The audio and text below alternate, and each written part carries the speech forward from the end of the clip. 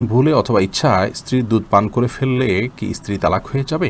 সালাতের সময় হয়ে গেলে আজান শুরুর আগেই কি নামাজ আদায় করা যাবে? ভাত খাওয়ার সময় কি বাম হাতে গ্লাস ধরে পানি খাওয়া যাবে? নামাজের মধ্যে এক সূরা যদি দুইবার পড়ি তাহলে কি আমার নামাজ হবে? জুমার নামাজ পড়া সম্ভব না হলে কি আমি জোহরের নামাজ পড়তে পারবো? সব সময় কি মাথায় কাপড় দিতে হবে? নামাজরত অবস্থায় সিজদা যাওয়ার আগ মুহূর্তে সিজদার স্থানে ধুলা বালি ফু দিয়ে পরিষ্কার করা যাবে কি না? ওযু করার সময় আজান উত্তর দেওয়া যায় কি? বিবাহের সময় ছেলেরা কি হাতে মেহেদি আঙ্গুলে স্বর্ণ দিতে পারবে? গর্ভাবস্থায় সহবাস করা সম্পর্কে ইসলামে কোনো বিধিনিষেধ আছে কি না? কোনো ঘরে প্রাণীর ছবি থাকলে নামাজ হয় না, বিকল্প ব্যবস্থা না থাকলে কি করব? বাচ্চা হওয়ার আগেই তার নাম ঠিক করে রাখা যাবে কিনা? আমি মানত করেছিলাম সুস্থ হলে 500 টাকা দান করব, কিন্তু মনে নেই এতিমকে না মাদ্রাসা, এখন কি করব? কাফনের কাপড় নাকি দরদাম করে কেনা যায় না, কতটা শরীয়তসম্মত? আমি একজন গৃহিণী, প্রতিদিন সংসারের অনেক কাজ করা হয়, এই কাজ করে কিভাবে সওয়াব অর্জন করতে পারবো? মানে সংসারের কাজকে কিভাবে ইবাদতে রূপান্তরিত করতে পারি? বিলম্ব না করে চলুন আমরা আপনাদের প্রশ্ন উত্তর দেওয়ার পালায়। শরীফুল ইসলাম, আপনি আমাদের ইউটিউব চ্যানেলে প্রশ্ন করেছেন, কাফনের কাপড় নাকি দরদাম করে কেনা যায় না, কতটা শরীয়তসম্মত? এই মাসালা হয়তো কোনো কাফনের কাপড়ের ব্যবসায়ী তার সুবিধার জন্য আবিষ্কার করছে কিনা, আল্লাহ আলাম। কারণ হলো এই ধরনের মাসআলা থাকলে তো কাফনের কাপড়ের বিক্রেতা যারা তারা লাল হয়ে যাবে, যে কোনো দাম চাইবে, আপনি দরদাম করতে পারবেন না। মূলত এরকম কোনো কথা কোনো দেশে বলা হয়নি। অন্য 10টি জিনিসের মতো কাফনের কাপড়ও আপনি দরদাম করে কিনতে পারবেন, কোনো অসুবিধা নেই। এস এম রেজওয়ানুল খান, আপনি লিখেছেন, উভয় পক্ষের বাবা মা বেঁচে না থাকলে বিবাহের নিয়ম তরিকা কি হবে? অভিভাবক হিসাবে বড় ভাই আছেন, বড় ভাই না থাকলে চাচা আছেন, পরবর্তী যে স্টেপের অভিভাবক আছেন সে সমস্ত অভিভাবকদের মাধ্যমে বিবাহের অ্যারেঞ্জ করবেন। এরপরে সুমাইয়া আক্তার সুমা, আপনি লিখেছেন, কোনো ঘরে প্রাণীর ছবি থাকলে নামাজ হয় না, বিকল্প ব্যবস্থা না থাকলে কি করব? যদি বিকল্প ব্যবস্থা না থাকে তাহলে সেক্ষেত্রে ওই প্রাণীর ছবিকে ডেকে নামাজ পড়বেন। আর নামাজ হয় না বিষয়টা সেরকম না, ওই জায়গায় নামাজ পড়লে মাকরুহ হবে। বিশেষ করে যদি আপনার সলাতে সিজদার জায়গায় থাকে, সামনে থাকে, তাহলে সেক্ষেত্রে সেটা তো দৃশ্যত তাকে সিজদা করছেন এরকম আপনার মনেও আসতে পারে, বা দেখলে সেরকম দেখা যেতে পারে। এই জন্য একটু সরিয়ে নেবেন বা উপর করে রাখবেন।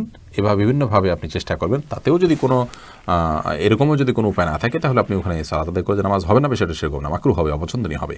এরপর এমডি মাহমুদ হাসান, আপনি লিখেছেন, নামাজরত অবস্থায় সিজদা যাওয়ার আগ মুহূর্তে সিজদার স্থানে ধুলা বালি ফু দিয়ে পরিষ্কার করা যাবে কি না? একান্ত প্রয়োজন না হলে এটি করবেন না, এবং এটি করতে গিয়ে অনেক সময় আমলে কাসির হয়ে যায়, অর্থাৎ আপনি এত বেশি ফু দিচ্ছেন। অনেককে দেখা যায় যে সিজদা যেতে গিয়ে এত বেশি ফুটা দিচ্ছেন আশেপাশে, তিনি আমলে কাসির করে ফেলছেন, অর্থাৎ তাকে একজন দর্শক দেখে নামাজে আসেন নাকি এমনিতে তিনি জায়গা পরিষ্কার করছেন, এটা নিয়ে সন্দেহের মধ্যে পড়ে যায়। এত বেশি যদি তার নামাজের অবস্থা থেকে, হাইয়াত থেকে তিনি সরে যান, তাহলে সেক্ষেত্রে তার নামাজ কিন্তু বিশুদ্ধ হবে না এবং নামাজ নষ্ট হয়ে যাবে। আর যদি এত বেশি তিনি নড়াচড়া না করেন, বরং খুব আলতোভাবে ফু দিয়ে জায়গা পরিবর্তন করেন, পরিষ্কার করেন, তাহলে সেটা জায়েজ হবে। যদি এত ধুলাবালি হয় যে নিঃশ্বাসের সাথে তার নাকে ঢুকবে, তিনি ক্ষতিগ্রস্ত হবেন, অসুস্থ হবেন, এরকম আশঙ্কা থাকে, তাহলে এটি করা যেতে পারে। হাত দিয়ে একটু সরা দিলেন বা আপনি নাক দিয়ে ফু দিলেন, এটি জায়েজ আছে। কিন্তু একান্ত যদি জরুরি না হয়, তাহলে শুধুমাত্র সূচিবায়ের কারণে বা অতি শৌখিনতার কারণে এমনটি করা সালাতের যে সৌন্দর্য সেটাকে নষ্ট করে দেয়। আয়েশা সিদ্দিকা রিনি আইডি থেকে লিখেছেন, আমি মানত করেছিলাম সুস্থ হলে 500 টাকা দান করব, কিন্তু মনে নেই এতিমকে না মাদ্রাসা, এখন কি করব? আপনি যে কোনো দানের খাতে আপনি দান করলে আদায় হয়ে যাবে ইনশাআল্লাহ বিদিনিল্লাহ। সিরাজুল ইসলাম আইডি থেকে আপনি লিখেছেন, বাচ্চা হওয়ার আগেই তার নাম ঠিক করে রাখা যাবে কিনা? যাবে, কোনো অসুবিধা নেই। বাচ্চা হওয়ার আগে থেকে ছেলে হোক মেয়ে হোক, ছেলে হওয়ার সমাবেশী হিসেবে ছেলের নাম, অথবা ছেলে মেয়ে দুইটা রেখে দিলেন, আগে থেকে ঠিক করে রাখলেন, কোনো অসুবিধা নেই। হাইবা খাতুন, আপনি ইউটিউব থেকে লিখেছেন, আমি একজন গৃহিণী, প্রতিদিন সংসারের অনেক কাজ করা হয়, এই কাজ করে কিভাবে সওয়াব অর্জন করতে পারবো? মানে সংসারের কাজকে কিভাবে ইবাদতে রূপান্তরিত করতে পারি? দেখুন, একজন গৃহিণী তার সাংসারিক কাজকে ইবাদতে রূপান্তর করবার জন্য তার প্রথম কাজ হলো প্রত্যেকের হক যথাযথভাবে আদায় করা, সন্তানকে সঠিকভাবে লালন পালন করা, আল্লাহর সঙ্গে পরিচিত করানো, আল্লাহর নির্দেশে পরিচালনা করা, তাদেরকে সালাতে শিক্ষা দেওয়া, ইসলামী ভাবধারা শিক্ষা দেওয়া, স্বামীকে তার হকগুলো আদায় করা। নবী সাল্লাল্লাহু আলাইহি ওয়াসাল্লাম বলেছেন, ওই মহিলা সবচেয়ে ভালো, শ্রেষ্ঠ, উত্তম, যাকে দেখে তার স্বামী সন্তুষ্ট থাকেন, দেখলে তার ভালো লাগে। এভাবে তিনি চলাফেরা করেন। অনেক হাদিসে আসছে, নবী সাল্লাল্লাহু আলাইহি ওয়াসাল্লাম বলেছেন, ইযা সাল্লাতিল মারআতু খামসাহা ওয়া সামাত শাহরাহা ওয়া আতাআত বা'লাহা ওয়া হাফিজাত ফারজাহা, যে মহিলা 5 ওয়াক্ত সালাত আদায় করেন এবং সিয়াম পালন করেন, তার স্বামীর আনুগত্য করেন, লজ্জাস্থান হেফাজত করেন, সে জান্নাতের যে কোনো দরজা দিয়ে প্রবেশ করতে পারবে। তো এই কাজগুলো করার পাশাপাশি আপনি আপনার যখন গৃহস্থলী কাজ করবেন, তখন আপনি আল্লাহর জিকির করলেন, সব কাজ বিসমিল্লাহ বলে করলেন, এবং নিজের আমলগুলো সব ঠিকঠাক রাখলেন। অহেতুক অনর্থক কাজ, মোবাইল ইত্যাদি, টেলিভিশন ইত্যাদিতে অহেতুক প্রোগ্রাম ইত্যাদি দেখা, বা হারাম জিনিস দেখা থেকে আপনি নিজেকে বিরত রাখলেন, যথাসময় পর্দার মধ্যে থাকলেন, নিজের পবিত্রতা নিজে রক্ষা করার চেষ্টা করেন, ইনশাআল্লাহ বিদিনিল্লাহ এর মাধ্যমে আপনি গৃহিণী হয়েও আল্লাহ তাআলার প্রিয় পাত্র হতে পারেন এবং আপনার গৃহস্থলী কাজগুলোকে এভাবে আপনি পরিণত করতে পারবেন। মোহাম্মদ নাহিদুল ইসলাম আপনি লিখেছেন, অজু করার সময় আজান উত্তর দেওয়া যায় কি? অজু করার ফাঁকে ফাঁকে আপনি যদি পানি অপচয় করা ছাড়া আজানের জবাব দিতে পারেন তো অবশ্যই দিতে পারেন। তবে মোহাম্মদ হাসান আপনি লিখেছেন, গর্ভাবস্থায় সহবাস করা সম্পর্কে ইসলামে কোনো বিধিনিষেধ আছে কি না? না, গর্ভাবস্থায় সহবাস করার পরে ইসলামের কোনো বিধিনিষেধ নাই। তবে আপনি এই অবস্থায় সহবাস করলে যদি বা গর্ভস্থ সন্তানের ক্ষতি হয় বা স্ত্রীর কষ্ট হয় বা ক্ষতি হয়, তাহলে সেক্ষেত্রে সেটি করা উচিত হবে না। শিশির ভেজা ঘাস এই আইডি থেকে আপনি লিখেছেন, সবসময় কি মাথায় কাপড় দিতে হবে? না, সবসময় মাথায় কাপড় দিতে হবে বোন, এমনটি মোটেও আবশ্যক নয়।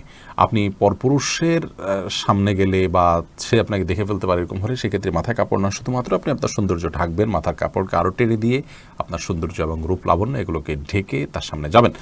আর এর বাইরে আপনি আপনার বাসায় আপনার বাবা, ভাই, বোন বা আপনার মহিলারা, তারপর আপনার ছেলে, মাহরাম যারা আছেন তাদের সামনে আপনাকে মাথা সবসময় ঢেকে রাখতে হবে কাপড় দিয়ে, এমনটা আবশ্যক নয়। তবে হ্যাঁ, আপনি ফিতনার এই যুগে নিজেকে যথাসম্ভব সেফে রাখার জন্য আপনি অন্য পুরুষদের সামনে, অর্থাৎ বাসার মাহরম পুরুষদের সামনে, ধরুন শ্বশুর আছেন, আপনার বড় ভাই আছেন, বড় সন্তান, ছেলে সন্তান আছেন, তাদের সামনে মাথায় কাপড় টাপড় দিয়ে থাকতে পারলে ভালো, কিন্তু মাথায় কাপড় দিয়ে রাখতে হবে সব সময়, এটা পর্দার নির্দেশ এরকমটি কিন্তু নয় নিজের পরিবারের সদস্যদের সামনে, অর্থাৎ মাহরামদের সামনে।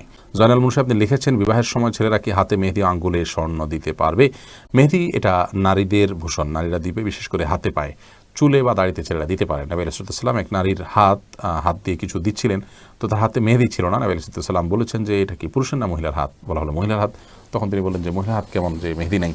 তার মানে মহিলারা মেহেদি পড়তেন তখন, তাদের আদা ছিল এটি, কিন্তু পুরুষ সেটি করবে না, অর্থাৎ নারীর সাথে পুরুষ সাদৃশ্য গ্রহণ করা নিষেধ। আর তাছাড়া সাজগোজ এটি মূলত নারীদের জন্য, সাজগোজ বলতে এই জাতীয় অতিরিক্ত যে সাজগোজ আছে সেটি, আর পুরুষও পরিপাটি হয়ে থাকবেন সেটি তো অবশ্যই ভালো। শাহাদাত হোসেন আপনি লিখেছেন, জুমার নামাজ পড়া সম্ভব না হলে কি আমি জোহরের নামাজ পড়তে পারবো? জুমার নামাজ পড়া সম্ভব না হলে, মিস হয়ে গেলে তো অবশ্যই জোহর নামাজ পড়বেন। মোহাম্মদ হাসান আলী কিন্তু কেন মিস হলো? অবহেলার কারণে মিস হলো, সেটি গুনাহের কথা, সামনে থেকে সাবধান হতে হবে। মোহাম্মদ রহমান আপনি লিখেছেন, ভাত খাওয়ার সময় কি বাম হাতে গ্লাস ধরে পানি খাওয়া যাবে? যাবে, বিশেষ করে বাম হাতে পানি নিয়ে ডান হাতে ঠেক দিয়ে অনেকে খান, অর্থাৎ দুই হাত দিয়েই খেলেন আর কি, এটা জায়েজ আছে, কিন্তু উত্তম হলো আপনি সরাসরি ডান হাত দিয়ে পান করা। কারণ নবী করিম সাল্লাল্লাহু আলাইহি ওয়াসাল্লাম এক কৃতদাসকে বাম হাতে খেতে দেখে বলেছেন, কুল বিয়ামিনিক, তুমি তোমার ডান হাতে খাও, অকুল বিমায়ালিক, এবং তোমার সামনে থেকে খাও। তো বাম হাতে পান করা এটা সুন্নাহর খেলাফ একটি কাজ, এটি করা উচিত নয়।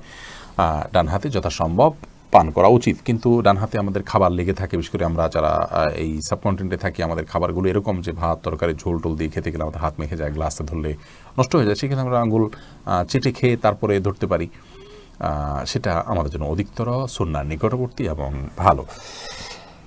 কিন্তু যদি কেউ বাম হাতে খেয়ে ডান হাত দিয়ে ঠেক দেন, তাহলে সেটাকেও আপনি আপনার ভুল বলবেন বা গুনাহ হয়েছে এরকম বলার কোনো সুযোগ নেই, সেটাও করা যেতে পারে। অনেক ওলামা ইকরাম সেই পরামর্শ দিয়ে থাকেন। মাহদি হাসান আপনি লিখেছেন, নামাজের মধ্যে এক সূরা যদি দুইবার পড়ি তাহলে কি আমার নামাজ হবে? কোনো অসুবিধা, নামাজ হয়ে যাবে। এক সূরা যে একাধিকবার পড়তে হবে, এক সূরা যে একবার বেশি পড়া যাবে না এমন কোনো বাধ্যবাধকতা নেই। আমরা সূরা তারাবির সালাতে যে পড়ি, এক রাকাতে তো অনেক সূরাও পড়ি, তাই না?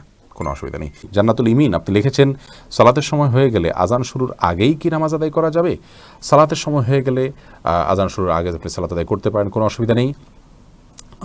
সালাতের সময় হওয়াটা হলো মূল।